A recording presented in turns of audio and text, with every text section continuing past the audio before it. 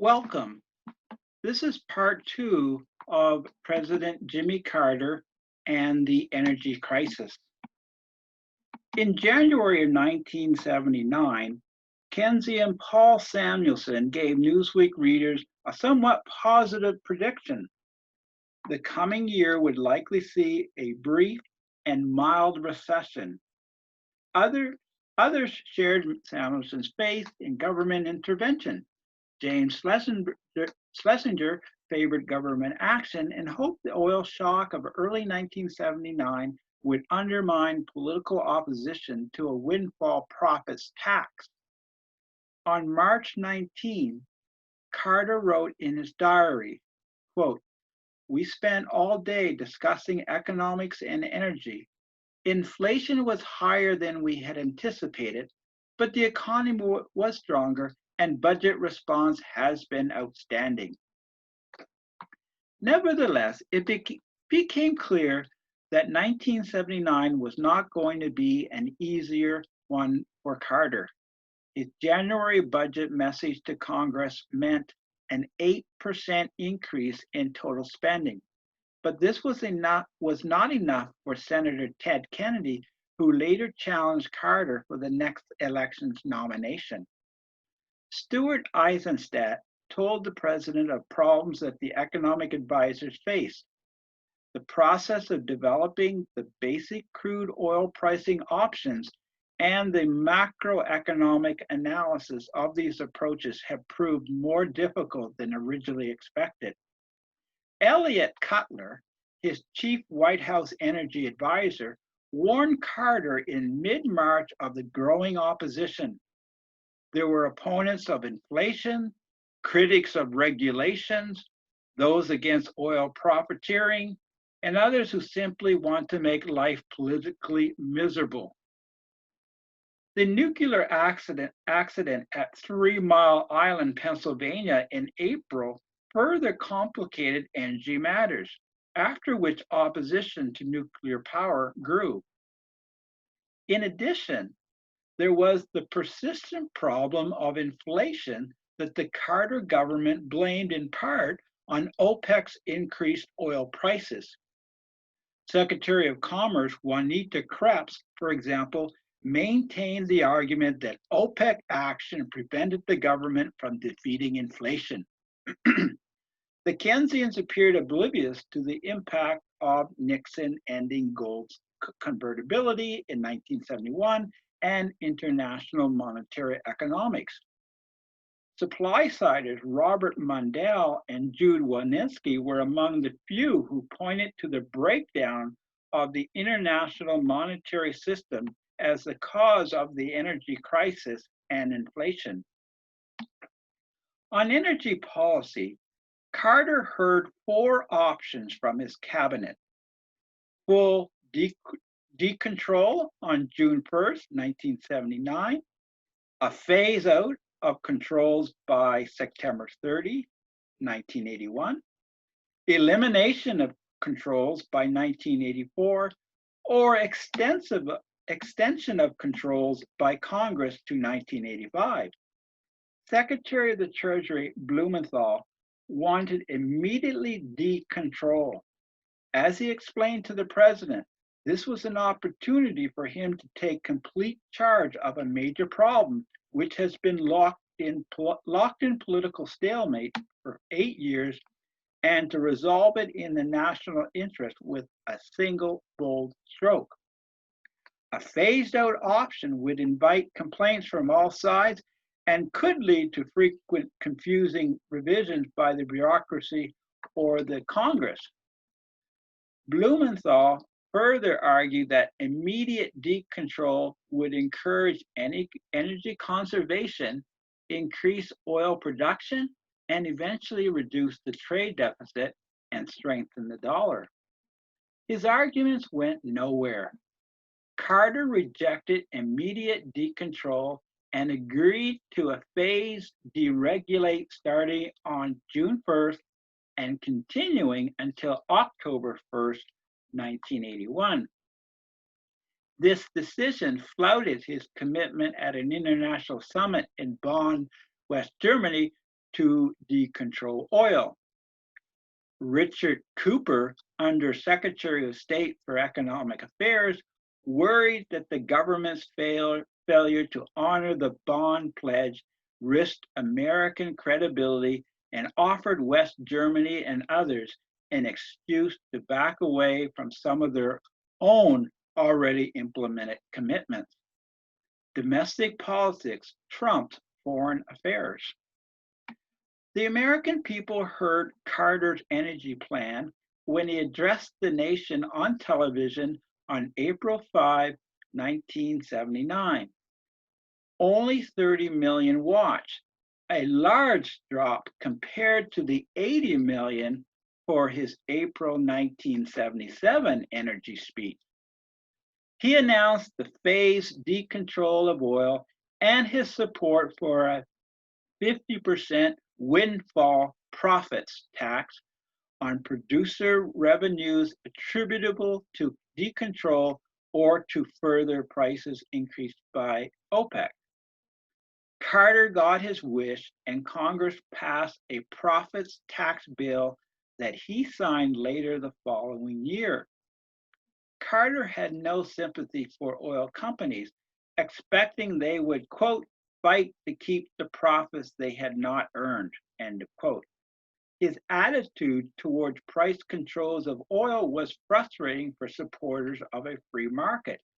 When asked how he would respond if Congress extended price controls beyond the 1981 deadline, he declared, quote, if the House and Senate pass this legislation and send it to me, I will certainly not veto it. We will live with it.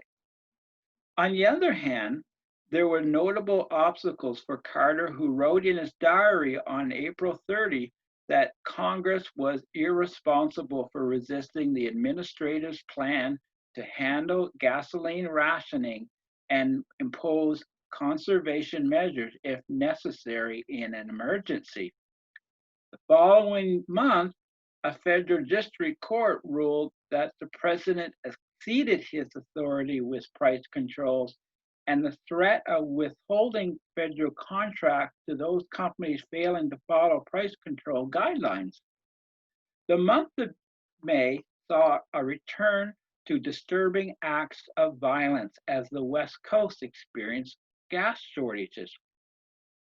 When Carter visited California early in the month, his motorcade traveled an extra 20 miles to find an open gas station. There was panic buying by distraught motorists unable to find a gas station willing to sell the quantity of gas they sought. Democratic Senator Daniel Patrick Moynihan suggested that such panic was not unusual for Californians. Nonetheless, desperate measures also were evident in the eastern states, as was the case with the pregnant woman who asked if she could cut in a long gas line. Sympathetic motorists granted her request, but when two pillows fell out from under her dress, they chased her away. In a letter to the Washington Post, one citizen wrote, quote, stories of gun toters, line crashers, and the like make one wonder about our own civilization. Hot selling items were siphon hand pumps, large gas cans, and not surprising, locking gas tank caps. The protests of the independent truckers who experienced a 34% hike in diesel fuel in the first half of 1979 generated the most attention. Trucker culture, with a good mix of long-haired men with tattoos, wearing flannel shirts, taking amphetamines if necessary, and communicating with each other on CB radios, symbolize independence and, if demanded, rowdiness. Truck protests beginning in May grew in June with better organization and collective action.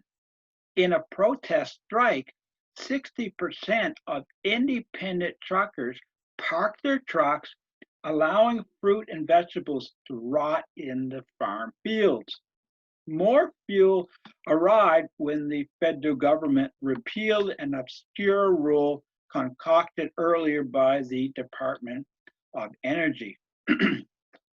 It was June 22nd before most independent truckers, somewhat satisfied, agreed to return to the highways. One curious expression of protest was when disc jockey Bo Weaver barricaded himself in a Trenton, New Jersey radio station where he played the song Cheaper Crude or No More Food nonstop for 3 hours. Appreciative fans ordered pizza for Weaver. Levittown, Pennsylvania witnessed his own version of defiance. In the town's central intersection, many stoned teenagers gathered mattresses, sofas, and tires, then lit them on fire. With flames 30 feet high, the teenagers danced and raised a ruckus. One tow truck driver dropped a junk car in the intersection that teenagers torched. It took a state of emergency and 117 arrests before the police restored order. Such incidents prompted the Wall Street Journal to editorialize that, quote, the social fabric of this society is stretched tauter than any time in a decade.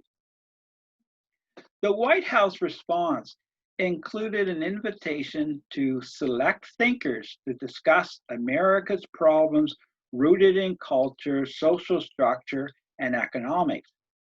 Held on May 30, the event included a diverse number of people who were liberal or left-leaning on economics, hinting of Carter's own preferences.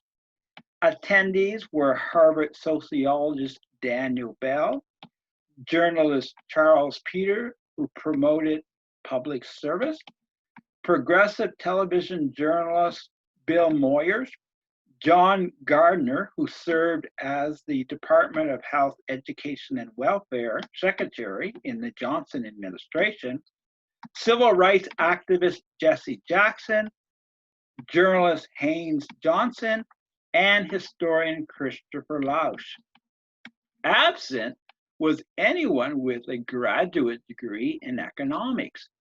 The guests had drinks on the Truman balcony, followed by a meal of lamb chops and asparagus, raspberry ice cream, and coffee. Throughout the discussion, Carter kept returning to the issue of consumer culture and the difference between wants and needs. The meeting ended at 11 o'clock p.m. with no sense of accomplishment, and three of the invited guests joined Jody Powell and Pat Cadell for drinks at a bar. The following month, Carter's public approval rating fell to a staggering 30%. Even Stuart Eizenstat recognized that many low-income Americans opposed Carter's energy program that had ushered in higher energy costs. Clearly, Carter's ineffective policies were taking a toll. In June, a New York Times CBS survey showed that only 1 of 3 respondents viewed him favorably. Other numbers had him at 25% approval in July, lower than Richard Nixon's numbers in the days of Watergate. It was time to do something different to reverse the trend of horrible polling numbers. Carter's staff advised giving another energy speech to the American people, this one planned for July 5th.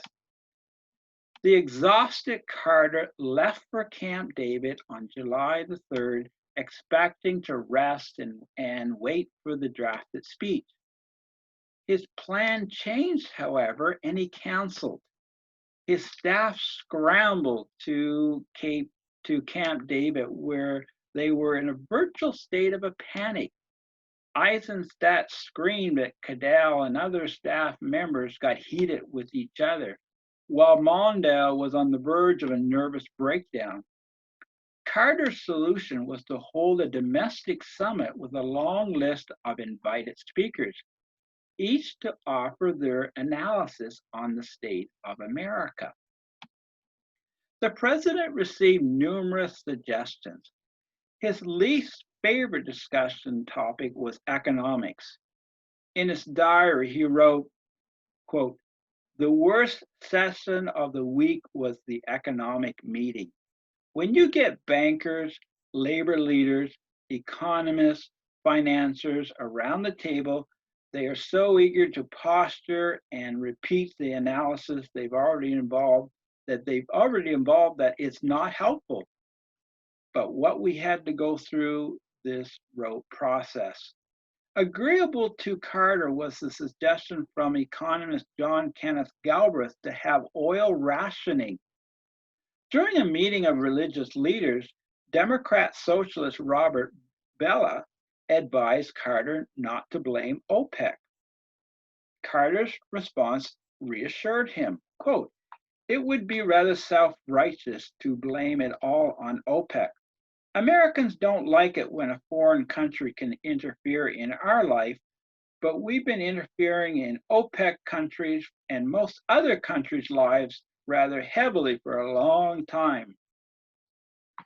32-year-old Governor Bill Clinton of Arkansas explained the importance of the federal government playing a role in developing with the American people alternate sources of energy. Wearing blue jeans and a polo shirt, President Carter sat on the floor taking notes on a yellow pad as numerous leaders and extroverts spoke. The days of discussion represented an intense reassessment. In his diary, Carter wrote, quote, "I spent 90% of my time listening. I worked hard all week, some of the most strenuous work of my life. Also, it's not easy for me to accept criticism and to reassess my way of doing things." End of quote. It was part political theater, but Carter wanted to hear what he was doing wrong. With public opinion polling data gathered by pollster Pat Cadell, the advice of economic and energy advisors, and feedback from a variety of governors, members of Congress, and the business and labor leaders, Carter formulated a speech to get the attention of the news media and the public. Speaking from the Oval Office on July 15, 1979, Carter acknowledged there were many who lost confidence in the government, but went on to urge Americans to work together with courage to solve the serious problems. Initially, the speech earned excellent reviews in the press. Remarkable and extraordinary were assessments voiced by various newspapers. The White House received a deluge of mostly positive calls and letters from Americans everywhere. More meaningful was that Carter's poll numbers jumped by 11 points. Unfortunately for him, the good numbers soon evaporated. Later, a Ronald Reagan pollster declared, "I remember the exact moment I knew Ronald Reagan could beat Jimmy Carter. The date was July 15, 1979. Even Tip O'Neill found the speech shocking. Quote, "The responsibility of leadership isn't to dwell on the negative, but to offer a positive way out of the morass. That speech was one of the biggest blunders Jimmy Carter ever made." In the malaise speech, He blamed the American people rather than his policies, blame that many saw as another example of Carter's self-righteousness. O'Neill wrote that Carter also stumbled after the economic malaise speech when he purged his cabinet of some of his best men, including Jane Schlesinger of the Department of Energy, Michael Blumenthal of Treasury, and Joseph Califano of Health, Education, and Welfare. The advice Carter accepted from other advisors was that Blumenthal was too conservative, Califano was insufferable to work with and likely the source of information leaks, and the arrogant Schlesinger was mostly responsible for the energy mess. These three resignations and two others the next day gave the impression that the government was falling apart. Carter's method was distasteful. Rather than requesting specific people to step down, he had the entire cabinet resign, quote, and then accepted the resignations of only those people he wanted to get rid of. Any staff deemed incompetent, unless they were minorities or women, were at risk of losing their jobs. Califano lost his job, Carter told him, for not getting along with Hamilton Jordan, Jody Powell, and Frank Moore. It was a crushing blow for Califano, made worse when Carter told him he did an outstanding job, but later denied this to the media. Califano praised his staff, who represented the best people from universities, law firms, and foundations. The July massacre of cabinet sackings made the climate in the White House worse. Carter shifted Fed Chairman William Miller to Treasury Secretary, moving Housing and Urban Development Secretary Patricia Harris to Health, Education, and Welfare, and appointed Charles Duncan as Department of Energy Secretary. Carter also agreed to finally appoint someone to run the White House day-to-day operation. His choice for Chief of Staff was Hamilton Jordan, the insider with few friends on Capitol Hill. The staff was to accept Jordan's orders if as they were the president's own. Tip O'Neill had hated Jordan since January 1977, and many of the White House staff likewise found one of Jordan's first acts insulting. That is, senior members of the administration were sent a questionnaire for grading the work habits and loyalty of subordinates. Was this the first step of more firings? In this case, middle management? In August, there was speculation that Jordan himself had used cocaine at a fashionable disco. This did not improve his reputation. As the White House sought its bearings, Milton Friedman persisted with his message that the Carter administration was out of touch with economic reality. He wrote that neither the oil industry, high consumer consumption, the severe winter of 1979, nor Arab leaders were at fault for the gasoline shortage. The oil industry had been around for many decades. There was no radical change in consumer behavior. There had been many hard winters in the past, and the Arab sheiks had sought wealth for years. Any one of these issues might raise oil prices, but they did not cause a shortage. With its silly explanations and its inability to understand how a price system worked, the media was doing America a disservice. Blame for the energy crisis fell squarely on the shoulders of government and bad policy. Friedman was confident his analysis was correct. Economists may not know much, he said, but we know one thing well, how to produce surpluses and shortages. End of quote. Regardless of the commodity, a guaranteed surplus resulted when the government approved an artificially high minimum price above market price. A guaranteed shortage of commodity occurred when the government legislated a maximum price under market price. The solution to end the energy crisis was simple. Get rid of all price controls on oil. Yet Friedman doubted that Carter would take this necessary step.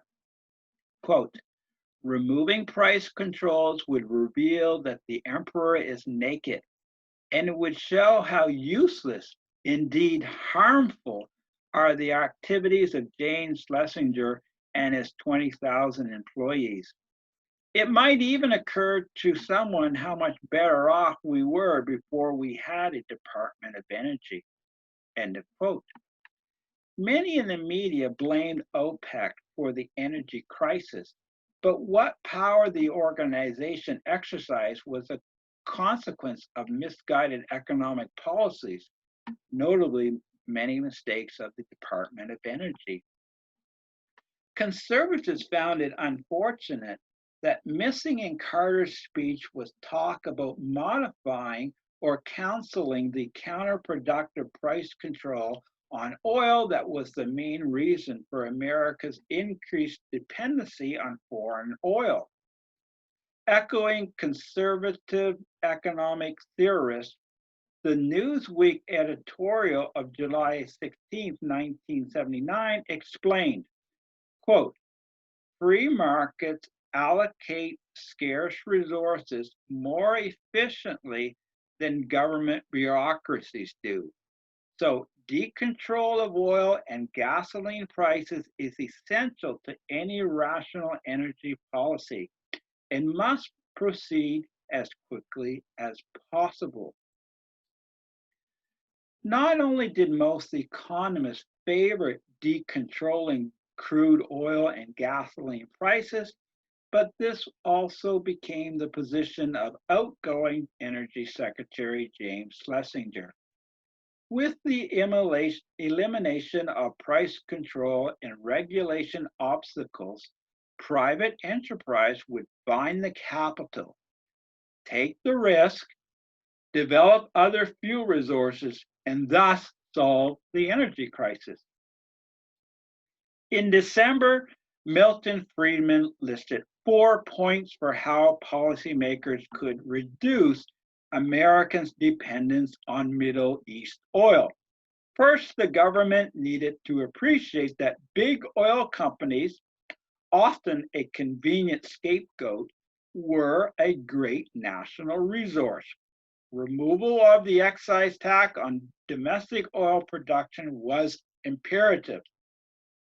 Second, the government needed to immediately dismantle the entitlement programs and price controls on oil and natural gas. Third, it was important to waive federal restrictions and allow oil and gas exploration in areas of Alaska, the West, and the coast. Fourth, curb environmental regulations that were out of balance with the need to offer people affordable energy. And finally, abolish the government's strategic oil reserve and give private enterprises incentives to grow and manage oil reserves. Months later, Friedman referred to the windfall profits tax as another harmful decision by politicians in attempting to impose hidden taxes on the American people. No longer on the periphery, Friedman was successful in undermining the long dominance of a Keynesian mindset, particularly the ending faith in government experts and their macroeconomic management. The message from economists was not enough, and the next step for conservatives was to see political leaders repeat the arguments of Milton Friedman and other like-minded thinkers.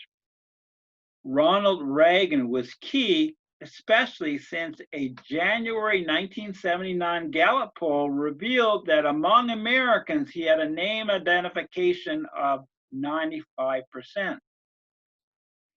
It became clear that Reagan, in radio addresses throughout 1979, was ready to challenge Carter's energy policy philosophy that government action was proper to keep greedy oil companies from exploiting the American people. In January, Reagan cautioned, calling oil producers greedy monsters without any somber analysis of why there were a rise in oil prices. One reason Middle East oil prices rose was that the lower value of the American dollar, that being the result of poor economic policy, compared to the more stable currencies of the West German mark and the Japanese yen. Moreover, restrictive government regulation resulted in untapped natural gas that would break the OPEC monopoly. Declaring, quote, "You can't sell a pencil for a nickel if it costs a dime to make it." Reagan explained that there was no incentive for oil producers to drill if such actions put them in the financial hole. In May, he told radio listeners he understood their frustration of sitting in a car for 3 hours to buy gas. It was no funny matter that of California's 65,000 oil wells, there were 23,000 not in operation because the price set by the Department of Energy made them lose money. Reagan concluded his message with a question. Have you figured out yet who we should be mad at? In Newsweek, Keynesian Arthur Schlesinger Jr. claimed that the age of cheap energy is over. The New Republic editorialized that reliance on private enterprise alone to solve our energy problem would be an act of piety, not of sound policy. The journal argued that a fair reduction in our standard of living was preferable to the unfairness sure to unfold if Keynesian thinking fell to no more conservative more conservative economic approaches. If these measures represented the practical economics of the era, they also were pessimistic ones that rubbed Reagan and many Americans the wrong way. Perhaps it was time to consider the arguments of those that had less confidence in government's assessment of the economy and its ability to get it right. An increasing number of Americans viewed Carter's proposal as a clear failure. Their calls for the abolishment of the Department of Energy spoke volumes. Even Stuart Eizenstat, assistant to the president for domestic policy, wrote of his own aggravation in finding gas to fill his car. Quote, I sat in several gasoline lines near my home from up to an hour so I could get to the White House to plan how to end them, end of quote. America's dependency on Middle East oil was one serious consequence of bad economic decisions that discouraged domestic production. The energy crisis of the Carter years exposed the shortcomings of Keynesian management of the economy and helped shift American policies in a conservative direction. Carter was confident that his comprehensive energy program reversed the movement towards disaster. However, Americans seeking gasoline for their cars, heating oil for their furnaces, and general energy stability found the government's solutions wanting. Carter said he consulted a cross section of Americans, but he had little time for oil producers. The White House had good reason to be nervous as Carter pondered ways to reassure the American people that the nation, despite discouraging economic indicators, was on the correct track for economic renewal. The brainstorming and the soul searching of the Camp David episode reflected both Carter's desire to improve America's fortunes and to set the foundation for a successful bid for a second term.